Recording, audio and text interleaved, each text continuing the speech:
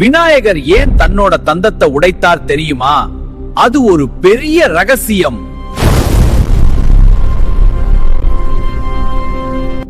நம்ம எல்லாரும் விநாயகரை வழிபடுறோம். ஆனா ஒரு விஷயம் கவனிச்சீங்களா? ஒரு தந்தம் மட்டும்தான் இருக்கு. ஒரு நாள் மகாமுனிவர் வியாச மகாபாரதம் எழுத யாரை தேர்வு செய்வதென்று யோசித்தார்.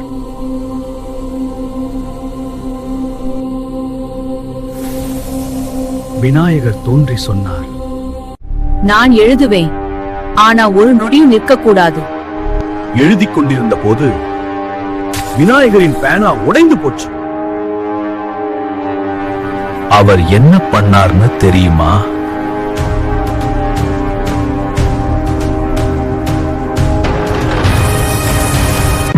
ஒரு நொடியும் யோசிக்காமல் தன்னோட தந்தத்தை உடைத்து அத பேனா மாதிரி பயன்படுத்தினார். ஏன் தெரியுமா? வெற்றி வேண்டும்னா சாக்ரிஃபைஸ் செய்யணும். அது ஒரு சாதாரண செயல் இல்ல, அது ஒரு பெரிய தியாகம். அறிவுக்காக, தர்மத்துக்காக விநாயகர் தன்னையே அர்ப்பணித்தார். இந்த மாதிரி ரகசிய கதைகள் தெரிஞ்சுக்கணும்னா சப்ஸ்கிரைப் பண்ணுங்க ஹரிகா சேனலை, லைக் அண்ட் ஷேர் பண்ணுங்க. உங்களுக்கு இந்த கதை தெரியுமா? காமெண்ட் பண்ணுங்க.